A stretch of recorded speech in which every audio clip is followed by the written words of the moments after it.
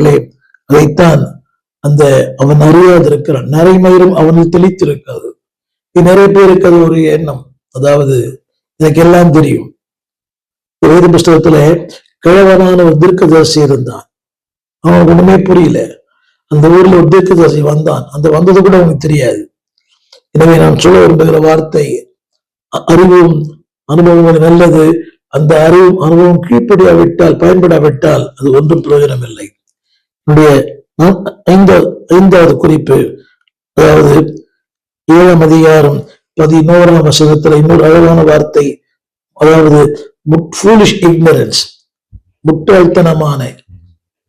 அவர் நினைக்கிறாங்க everything is granted, எல்லாமே நன்றாக இருக்கிறது. இல்லை, ஒரு foolishness அதில் சொல்லப்பட்டிருக்கிறது. அந்த வார்த்தை 7ஆம் அதிகாரம் 11ஆம் வசனத்துல, பேதையான புறாவை போல் இருக்கிறார். பேதையா இருக்க வேண்டும். ஆனால் எங்கே பேதையா இருக்க வேண்டும், எதற்கு பேதையா இருக்க வேண்டும் என்கிற உணர்வே இல்லை. உதாரணங்களில் சொல்லறிவும் இல்லை, சுய புத்தியும் இல்லை, சொல்லுமை கேட்டுக்கொள்ளவும் இல்லை.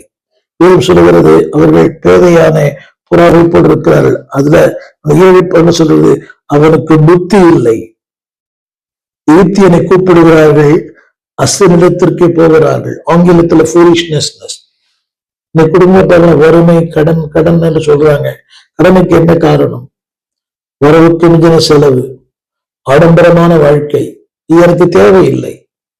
எல்லாரும் செய்கிறால் நானும் செய்கிறேன். கடன் வாங்கி பிறந்த நாள் கொண்டாடுவது, கடன் வாங்கி பண்டிகை கொண்டாடுவது, கடன் வாங்கி ஆடம்பரமான வாழ்க்கை, கடன் வாங்கி பிக்னிக் போவது. போங்க, வாழ்க்கை சந்தோஷமா இருக்கு. ஆனால் கடன் வாங்கி எதையும் செய்யாதீர்கள். கடன் வாங்கி ஆப்பிள் ஐபோன் வாங்குவது தேவையில்லையே.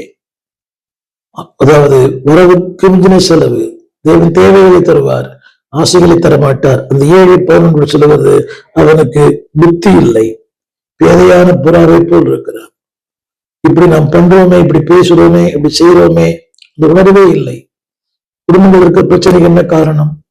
இப்படி பேசுகிறோமே, இப்படி செய்கிறோமே, அது அர்த்தங்களை பாதிக்குமே, அந்த உணர்வே இல்லை. புத்தி இல்லாத ஒரு வாழ்க்கை. பின்மாற்றத்துக்கு காரணம் என்னவென்றால் foolish ignorance.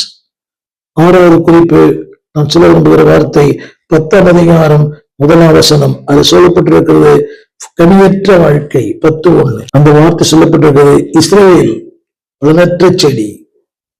கவனிகள், எல்லா நன்மைகளும் பெறுகிறார்கள், நன்மைகளை பெறுகிறார்கள், கிருபைகளை பெறுகிறார்கள், வரங்களை பெறுகிறார்கள். அவரால் வந்த உயர்வு, அவரால் வந்த மேன்மை, அவரால் வந்த வாழ்க்கை, எல்லாம் அவரால். ஆனால் பலன் இல்லை. என்னை கேட்டு